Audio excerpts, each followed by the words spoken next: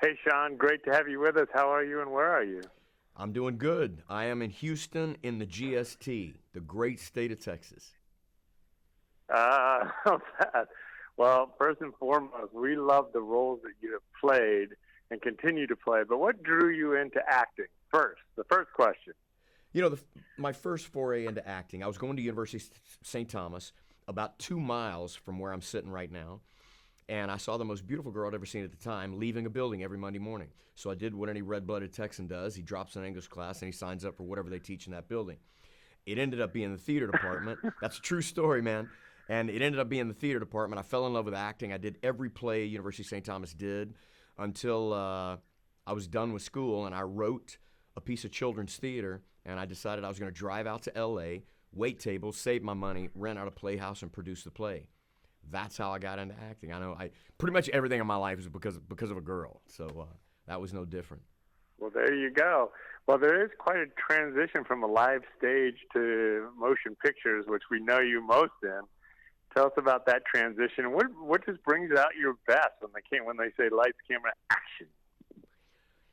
Well, going from theater, to film, they're two completely different mediums. When you do theater, you have to hit, 20 seats back with your voice. When you do film, it's very, very intimate. It's a very, very, very different skill set. But I've been a fan of film since I was a kid. So the fact that I've been gainfully employed in this industry for 30 years is not lost on me that I haven't had to get a real job in 30 years. I consider a real job only the things you'll do unless they pay you money. Don't tell the producers in my industry, but I would actually do this for free. But that's between you, me, and the wall. I'm very, very over the moon that I haven't had to get a real job, and I can provide for my family with food and clothing and playing make-believe as a career. I'm still, to this day, I'm blown away that's a job. Well, we love what you do and continue to do, and let's dive into this latest role. Tell us, you get to be selective on your projects now. What drew you to this role? What drew me to this role was the script. I did a film in 2004 with Chuck and Carrie, the writers and directors, and that project was one of the best things I'd ever read. When they called me about a year and a half ago and they said, we have a script we'd like you to do, and I read it, it was one of the most perfectly structured scripts I have ever had the honor to read. And really, roles like this, in my opinion, they go to A-list actors. They don't go to blue-collar actors like me. So the fact that it landed in my lap was it was a gift. It's this is why I moved out to L.A., is to end up getting roles like this.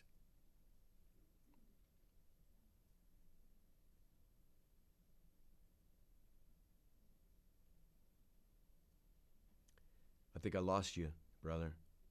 You still there, Conn? I don't know what happened. Phone shows that he's still. I'm still here. I'm still here. Okay, I'm there, still I got here. you. I got you. There we go. Still here. So, last question. So, I know you fell in love with the script. We know that it came from a book, so there's a lot more words in the book. Tell us about bringing a novel to life that so many people around the world know, and how you have to adapt it into a screenplay. Tell us the challenge and the thrill of doing such. Well, I'll tell you, my first introduction to the story was through the script. Like I said, one of the best creative scripts I've ever had the opportunity to read. Once I signed on to that, I read Steve Deace's book, and I strongly urge everybody to read the book. It's available on audiobook as well. The incarnation of the script is slightly different to make it a little bit more cinematic. But what Chuck and Carrie have done with this script is, in 30 years in the business, probably the best script I have ever had the opportunity to read. So whenever you do a script like this that's that well crafted, your preparation is on the page. Everything that you need to know about that character is in between fade in and fade out.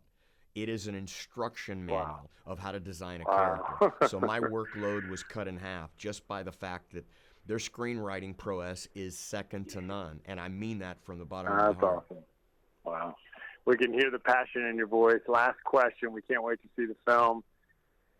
given your tremendous success, your track record, what has really served you well on this journey? Last question.